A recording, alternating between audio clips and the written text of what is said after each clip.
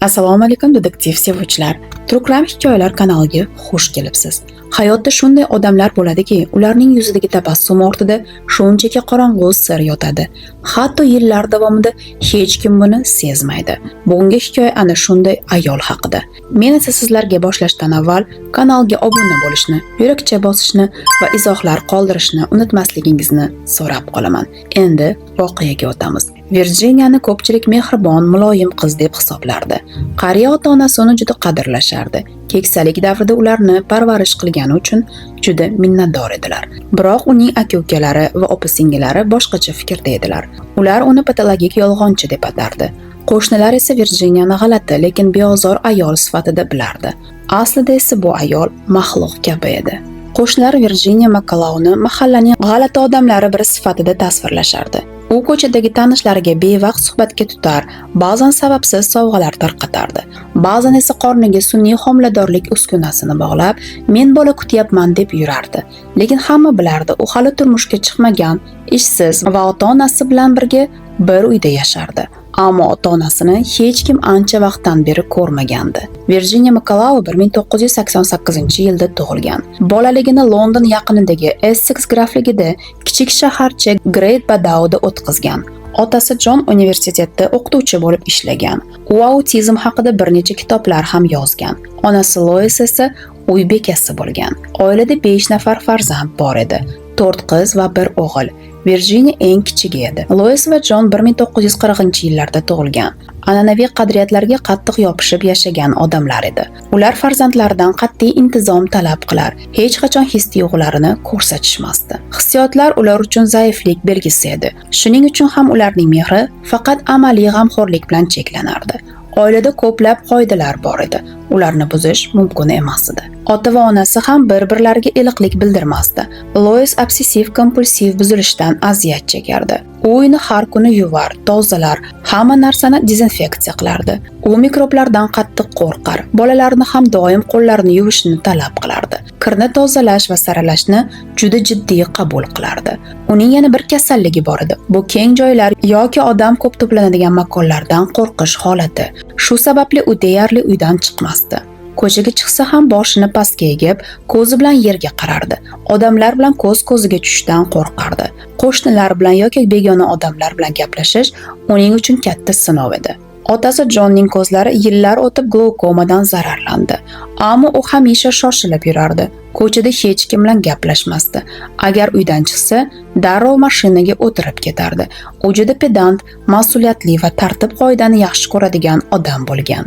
Juftlik juda sokin, yopiq hayot kechirishardi. Ular nafaqat o'ziga yaqin do'stlarsiz yashardi, balki bolalarni ham jamiyatdan uzoq tutardi. Oilada tarbiya choralari qat'iy bo'lgan. Ba'zan jismoniy jazo ham ishlatilardi. Bolalardan biri tez-tez to'shakni ho'llardi. Shuning uchun uni qattiq haqorat qilishardi, hatto urishardi. Bir paytlar bu holat bilan ijtimoiy xizmatlar ham qiziqib qolgan edi. Virjiniya onasini sovuq, hissiyotsiz ayol bo'lganlikda ayblardi. Go'yo u bolalikdan sevgi ko'rmagan, uning hayotida mehr yetishmagan deb da'vo qilardi. Opa-singillar va akasi katta yoshga yetgach uyni tark etishdi. Har biri o'z yo'lini topib, turli shaharlarga ko'chib ketdi. Faqat Virjiniya qoldi. U eng kichik farzand bo'lgani uchun ota-onasi bilan yashashda davom etdi. Ota-onasi bundan xursand edilar. Ularga yordam beruvchi, uy yumushlarini qilib, ularni parvarish qiladigan qizi bor deb o'ylashardi. Virjiniya bir muddat barmen bo'lib ishlagan, keyin esa butunlay uyda o'tirib qolgan edi. U odamlar bilan deyarli muloqot qilmasdi. Uning do'stlari ham, qiziqishlari ham yo'q edi. Har doim o'z olamida, o'z xayol dunyosida yashardi. Hatto singillari bilan ham deyarli gaplashmasdi. Ular uni patologik yolg'onchi deb atashardi. 2018-yil Virjiniya 30 yoshga to'ldi. U hanuz ota-onasi bilan bir uyda yashardi. Oilasi Chelmsford shahridagi Palm Hill Roundda 3 qavatli terrasali uyda istiqomat qilardi. Bu mahalla gavjum odamlarga to'la joy edi. Ota-onasi qarilik chog'iga yetib qolgan, 70 dan oshgan edilar. Ularga ko'proq e'tibor kerak bo'lardi. Chunki salomatliklari ham avvalgidek emas edi. Otasi John 2-tur qandli diabet bilan og'rirdi. Qon bosimi baland, xolesterini ko'p, har kuni bir necha xil dori ichardi. Onasi Loisning ham qo'rquvi, ham bezovtaligi qarilikda yanada kuchaygandi. U ham tinchlanish uchun tabletkalarga muhtoj bo'lgan. Ota-ona qizlarini parvarishiga minnatdor edilar. Ular Virjiniyani farishtamiz derdilar. Go'yo o'z hayotini qurbon qilib ularga qarayotgandek. Ular uchun Virjiniya hech qachon yomon ish qilmaydigan pokiza qiz edi. Virjiniya ham o'z fikrini mustahkamlardi. Men faqat sizlarni asrash uchun yashayapman. Mening vazifam uyga qarash, yordam berish. Ammo bu ham yolg'on edi. Aslida Virjiniya ota-onasidan foydalanardi. U ishsiz edi, lekin ularga buni aytmasdi. Har kuni uydan chiqib ketardi, go'yo ishga ketayotgandek. Kechqurun esa qaytib kelib ularga shunday derdi: "Meni haqsiz ravishda ishdan bo'shatishdi. Endi yangi ish izlayapman." Shu yo'l bilan u haqiqiy hayotini yashirardi. Ota-onasining hisobiga yashab, ularning mehribonligidan naf ko'rardi. Ba'zan u yangi yolg'on o'ylab topardi. "Men web dizaynerman, yaxshi maosh olyapman" derdi. Keyin esa rassom bo'ldim, hozir san'at maktabida o'qiyapman deya turli gaplar o'ylab chiqardi. U hayvonlar va tabiat manzaralarini chizardi, lekin uning rasmlarini ko'rgan odamlar juda tanqid qilardi. Ota-onasi esa ishonardi. Qizi ularga faxr bilan aytardi: "Yana bir necha oy va mening suratlarim elit galereyasida bo'ladi. Meni taniganlar ko'payib, rasmlarim katta pulga sotiladi." Ota-ona esa shunday qiz bilan faxrlanishardi. Ular bilmasdi, buning hammasi yolg'on edi. Virjiniya boshida hammani ishontirdi. U ota-onasiga moliyaviy ishlarda yordam berishni xohlayotgan, ular uchun hamma hisob-kitobni yuritmoqda edi. Jon va Lois qarib qolgan zamonaviy internet dunyosi ularga begona edi. Ular onlayn banking degan narsani ham bilishmas. Ammo Virjiniyaning niyati boshqacha edi. U bank hisoblariga, kartalarga to'liq kirish imkoniyatini qo'lga kiritgach, ota-onasining pullarini asta-sekin o'g'irlay boshladi. Ba'zan u ularning hisobidan o'z nomiga pul o'tkazar, ba'zan esa kredit kartalaridan xarid qilardi. Boshida mayda narsalar edi, ammo bu ish uning hayotining ajralmas qismiga aylandi. Go'yo u shu bilan nafas olayotgandek, u kerakli yoki keraksiz barini sotib olardi. O'g'irlik uning kundalik ishiga aylandi. Makalaular oilasi oddiy oila deb bo'lmasdi. Bolalikdan ular oilasidagi munosabatlar sovuq bo'lgan. Muhabbat va ishonch kam sezilardi. Katta farzandlar katta bo'lib, uydan chiqib ketishgach, ular ota-onasini faqat bayramlarda yod etishardi. Har biri o'zi bilan band. Yonida Virjiniya bor, u qaraydi degan o'y ularga yetarli edi. U uyda hukmron bo'ldi. U xohlaganini qilar, hisob berishi kerak bo'lgan yagona odamlar ota va ona edi. Ular esa unga ko'r-ko'rona ishonardi. Vaqt o'tib pul masalasi yomonlashdi. Uning to'satdan kasalliklari ham paydo bo'ldi. Ba'zan bu og'riqlardan shikoyat qilardi. Menda kista bor, operatsiya kerak deb aytardi. Yana bir payt esa hatto homiladorligini aytdi. Shu maqsadda u maxsus sun'iy qorin ham sotib oldi. Vaqt o'tib men bolamni yo'qotdim deb yig'ladi. Nima uchun bu hammasini qilgani hech kimga aniq emas. Balki shunday yo'l bilan odamlarning diqqatini o'zi sari tortmoqchi bo'lgan. Biroq bu yolg'onlar faqat vaziyatni og'irlashtirardi. Virjiniya ota-onasining hisoblaridan foydalanib katta qarzga botdi. Bank oldida Lois va Jonning nomi bilan 10 minglab funt qarz yig'di. Ular esa bundan mutlaqo bexabar edilar. Virjiniya internet orqali kazino o'ynab, katta pullar yutqizardi. Unga farqi yo'q edi. U yangi kreditlarni ham ota-onasi nomidan ochardi. Nihoyat bir kuni Lois bilan Jon shubhalanishdi. Hisobdagi pullar yo'qolgan. Ular nomiga ajablanarli kreditlar rasmiylashtirilgan. Ammo Virjiniya yana yolg'on bilan borini yashirdi. U shunday dedi: "Mening xavotirim rost bo'lib chiqdi. Hakerlar hisobingizni buzishgan. Ular onlayn banking orqali hamma pulni o'g'irlab ketishgan."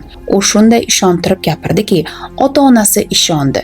Keyin u "Bu bankning aybi, ular javob berishadi. Tez orada kompensatsiya bo'ladi" deb yana yolg'on o'ylab topdi. Har gal yangi bahona, yangi so'z, yangi dramalar. Bu manipulyatsiyalar oylab davom etdi. Virjiniya shunday mahorat bilan yolg'on gapirardiki, hatto hujjatlar ham haqiqiy ko'rinardi. Bir kuni u hatto politsiya xodimi bilan so'zlashib, qalbaki xat yozdi. Go'yoki u tergovchi bo'lib, ota-onasidan kechikkan jinoyat ishi uchun uzr so'rayotgandek. Ota va onasining pullarini o'g'irlashni to'xtatish u uchun endi mumkin emas edi. Bu uning uchun odatga aylangan, qabul qilib bo'lmaydigan odat holiga kelgan edi. Bir tomondan u tushunardi. Barchasi vaqt masalasi.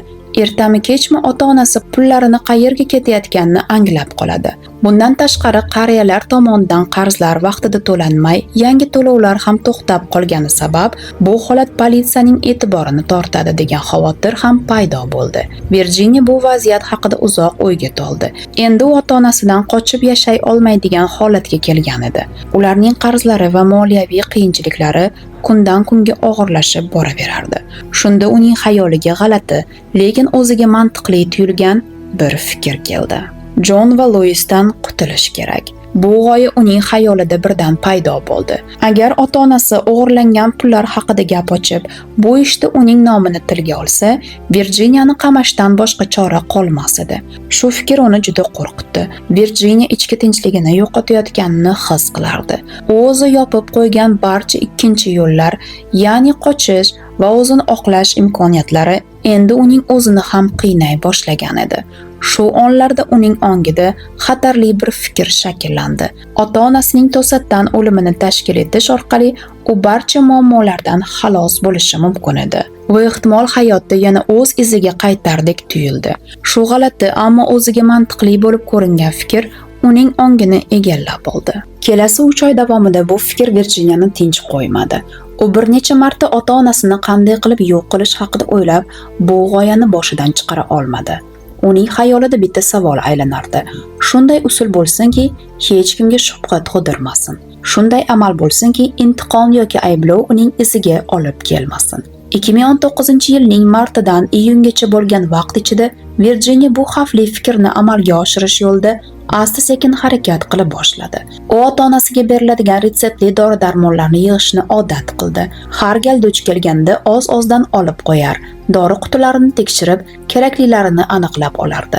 Shu bilan birga u o'tkir qaychini eslatadigan kichik pichoq xarid qildi va bu narsani nega olganini o'zi juda yaxshi bilardi. Ota va onasining har kuni kechqurungi odatlari uning rejalariga mos kelar edi. 2019-yilning 17-iyun kechasi esa Virjiniya uchun hal qiluvchi kechaga aylandi. U kerakli dori-darmonlarni maydalab, ularni ichimliklarga aralashtirdi. Miqdorlarini asta-sekin oshirish orqali qanday ta'sir qilishini sinagandan so'ng tanlangan kombinatsiyasi ochiqlangandek edi. Uyda tinchlik hukm surgan paytda u 2 kokteylni tayyorladi. Jon har kechasi odatiga ko'ra kichik bokalda spirtli ichimlik ichardi. Bu uning odati edi. Lois aksincha spirtli ichimlik icha olmasdi. Virjiniya buni o'z manfaatiga aylantirdi. Bir stakan onasiga, ikkinchisini otasiga uzatdi. Jon his qilmagandek stakanni bo'shatdi. Lois esa bir necha qultum ichgach, ichimlikda nimadir achchiqdek unga tuyulgandi.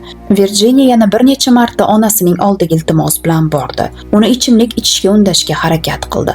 U har gal qat'iylik bilan "Yo'q, rahmat" derdi. Uning ko'nglida birgina umid bor edi. Lois bu safar ichimlikni o'z ixtiyoriy ravishda qabul qiladi deb ishongandi. Ertasi kuni tong juda erta otdi. U o'z xonasidan chiqdi va birinchi bo'lib otasini ko'rdi. U o'tirgan holatda edi. Hatto yotog'iga ham bormagan. O'sha joyda jonsiz qolgan edi. Jon Makalau 70 yoshida vafot etdi. Rejaning bir qismi ijro etildi, ammo u to'liq bo'lmadi. Keyin Virjiniya onasining xonasini tekshirish uchun yotoqxonasiga kirdi. Lois hali tirik edi, lekin u juda nimjon holatida yotar edi. Uning yuzida behollik, ko'zlarida esa g'alati xira nur bor edi. Dori-darmonning achchiq ta'mi og'zida qolgani sababli u ichimlikni oxirigacha ichmagandi. Shuning uchun dori uning tanasiga otasinikiga nisbatan ancha kam ta'sir qilgandi. Loisda ongni yo'qotish va hushdan ketish alomatlari bor edi, ammo u hali ham hayot bilan bog'liq holda nafas olayotgandi. Virjiniya uni bir muddat jim kuzatdi. Uning ichida hislar aralashib ketgandi. Rejasi amalga oshgandi, ammo barchasi kutganidek bo'lmadi. Quvonch va qo'rquv, yengillik va iztirob bir vaqtning o'zida yuragini egalladi. U onasi tomon qarar ekan, u o'zi ham tushunmasdi. Endi to'xtash kerakmi yoki oxirigacha borish kerakmi? Ona juda nimjon, deyarli uxlab yotganda edi. Yuzidagi ifoda befarqlik va zaiflik aralash, go'yo dunyo bilan bog'liqlikning oxirgi iplari ham uzilmoqchi bo'lganday. Oyoqqa turib u radioni yoqdi. Bir necha daqiqadan so'ng omborxonaga kirib, boltani oldi. Uning ko'zlari bir lahzaga muzlab qoldi. Qaytib kirganda Lois hamon yotib, radiodagi musiqaga go'yo quloq solayotgandek edi. Yuzida tinchlik, hatto beg'uborlik bor edi. Go'yo bu xonada hech qanday ofat bo'lmasday. Bu holat Virjiniyani bir lahza to'xtatdi. Yuragida ikki his kurasha boshladi. Biri qo'y, Yetar onam-ku. Ikkinchisi amalga oshirishim kerak, endi orqaga yo'l yo'q derdi. Va bir lahzada u dahshatli qarorga keldi. Qo'lidagi bolg'ani qattiqroq ushladi, nafasini to'xtatdi va onasi tomon yaqinlashdi. Uning ko'zlarida yagona niyat bordi. Bir zarba bilan barchasini tugatish. Biroq o'sha zarba kutilmagan natijani bermadi. Lois orqasiga biroz aylanib, qizi tomon qarab, nima qilayotganini so'radi. Dorilar ta'sirida Lois hech narsani tushunmasdi. U voqeani to'liq anglay olmas, ammo yuz berayotgan vaziyatdan chuqur qo'rquvni his qilardi. Qizi Virginia qo'lida bolg'a bilan uning oldida turibdi. Ona va qiz bir necha soniya bir-birlariga jim qarab turishdi. Bir lahzada u oldindan tayyorlab qo'ygan ikkinchi qurol pichoqni esladi. Bolg'ani qo'lidan shovqin bilan yerga tushirdi.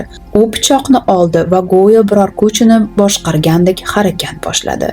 U onasining bo'yni, yelkasi va ko'krak qismiga bir necha marta zarba berdi. Lois jon saqlash uchun zaiflik bilan bo'lsa ham qo'llarini ko'tarib himoyalanmoqchi bo'ldi. U hali tirik edi. Har bir nafas og'riq bilan chiqar, har bir harakat hayot uchun so'nggi kurash edi. Virginianing ko'z oldida qon, qo'llarida titroq. Ona bo'shashib qoldi, nafas olishi sekinlashdi va oxiri jimlik cho'kdi. Hamma narsa tugadi. Ota-onasining o'limi ortidan kelgan birinchi shokni yengach, Virginia hech narsa bo'lmagandek shaharga chiqdi. U yerda u go'yoki dafn uchun zarur buyumlarni sotib oldi. 40 ta shlakablok, qum, sement va ishchi qo'lqoplar. Uyga qaytgach, Virginia bankka qo'ng'iroq qildi va yangi kredit kartasiga buyurtma berdi. Shu kuniyoq u o'ziga yangi liboslar va taqinchoqlar sotib oldi. Rejasi muvaffaqiyatli yakunlandi deb o'ylardi. Kechqurun u onasining nomidan opalariga birgina xabar yozdi. Biz Jon bilan dengiz bo'yiga dam olishga chiqdik. Hammasi yaxshi. Bu yolg'on bilan u opalarining hech bir uyga kutilmagan mehmon bo'lib kelmasligiga ishonch hosil qilmoqchi bo'lgandi. Ota-onasi halok bo'lganiga 2 kun o'tgandi. Ular hanuz o'z xonalarida yotishardi. Virginia esa yangi savol oldida turardi.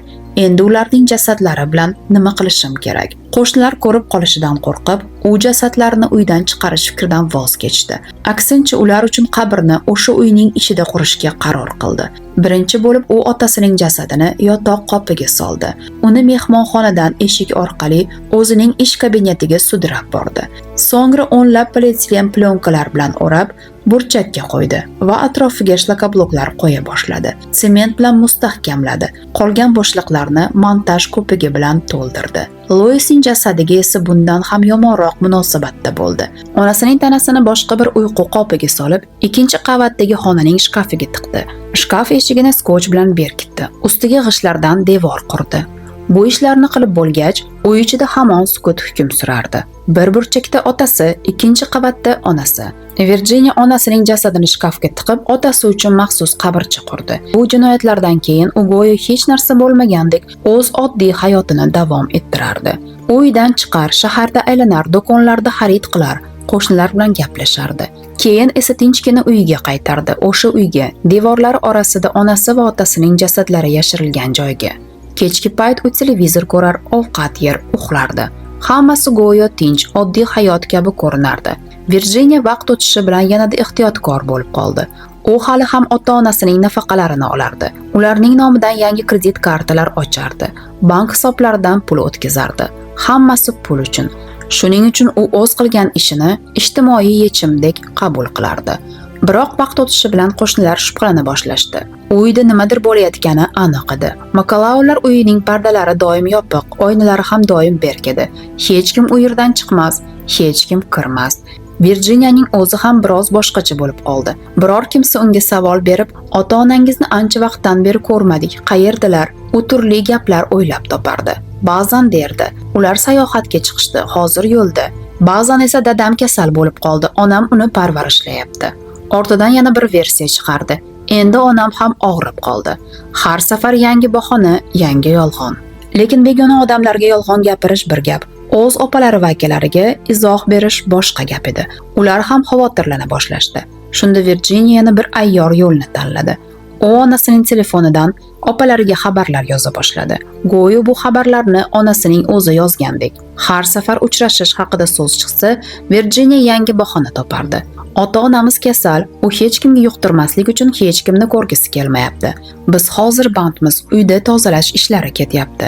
Shunday qilib har safar bir yo'l bilan ularni uzoqroq ushlab turardi. Odamlar esa ishonardi, hayot davom etardi. 2020-yil bahorida Virjiniya uchun go'yo osmondan tushgandek omadli bir hol yuz berdi. Pandemiya boshlandi. Dunyo qulflandi. Hamma odamlar uylariga berkinib, tashqi hayotdan uzilib qoldi. Virjiniya uchun bu fursat edi. Endilikda hech kim nega Jon va Lois ko'rinmayapti degan savol bermasdi. Hamma karantinda, hamma o'z g'amida. U esa bu vaziyatdan chiroyli foydalandi. Qo'shnilar endi hech narsadan shubhalanishmasdi. Odamlar hatto yaqin do'stlari bilan ham uchrashmay qo'yishgan paytda bir qariya juftlikni ko'rmaslik tabiiydek tuyulardi. Virjiniyaning qotillik sirini endi zamonning o'zi pinhon qilib qo'ygandi. Karantin uzoq davom etdi, lekin pandemiya tugagach ham uning jinoyati hali hamon ochilmagandi. Oradan 2 yil o'tdi. Sement devorlar ortidagi jasadlar bilan birga yashardi. U hatto mahalliy shifokorlarga ham qo'ng'iroq qilardi.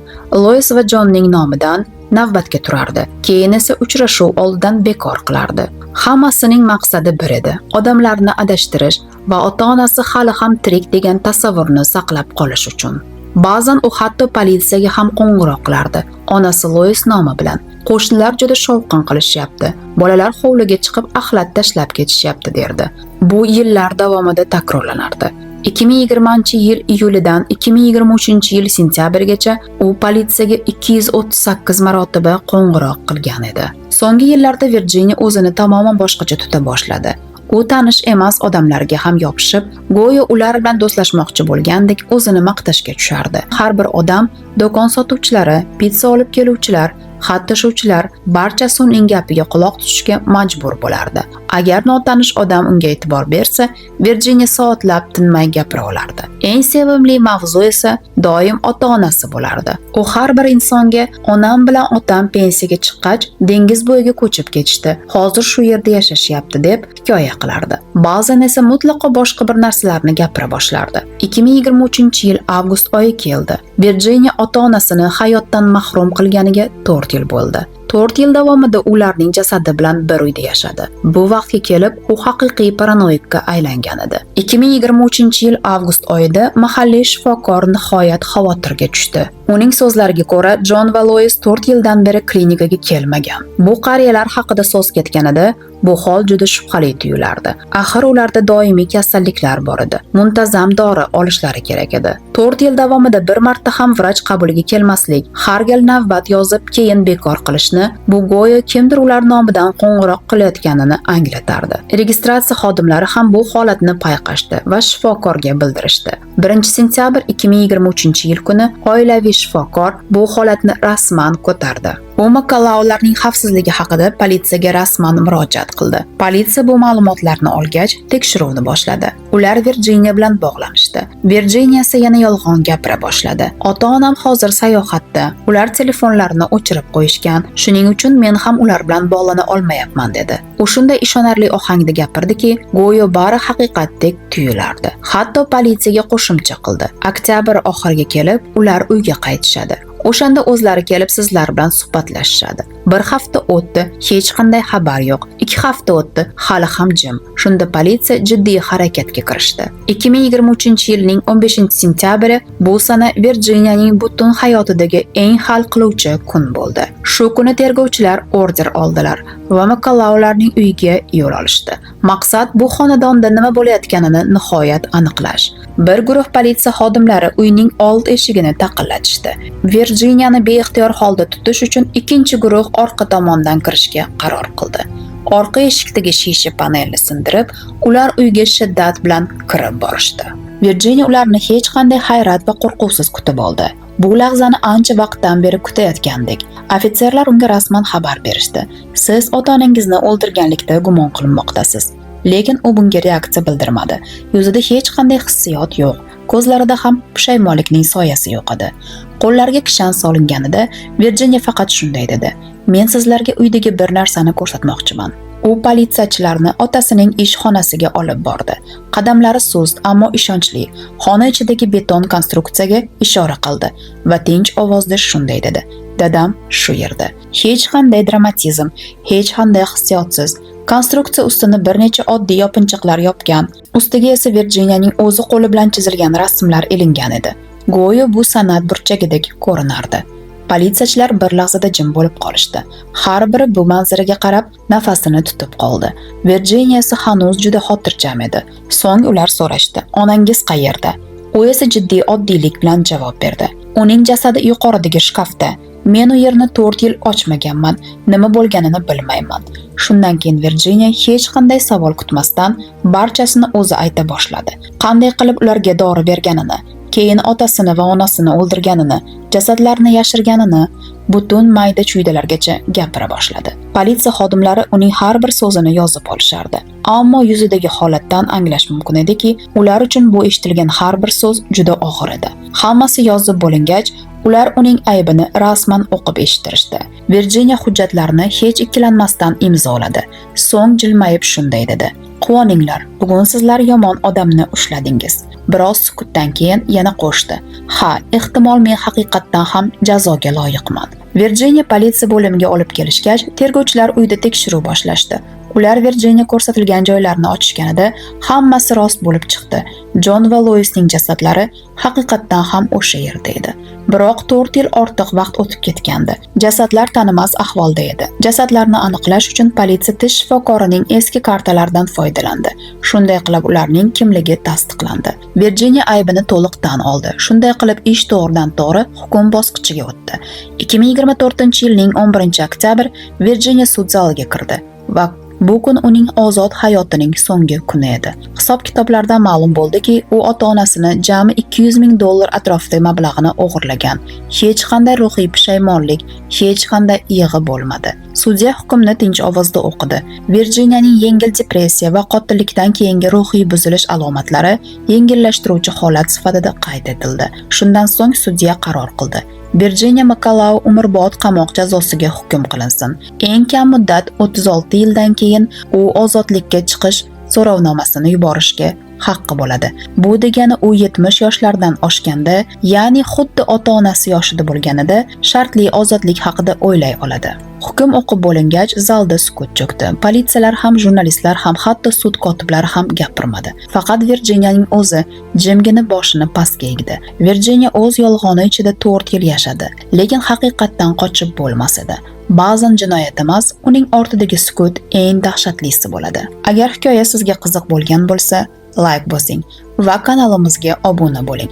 Do'stlaringiz bilan albatta bo'lishing, chunki bunday voqealarni oramizda bo'lib, uni oldini olish bizning ham qo'limizda.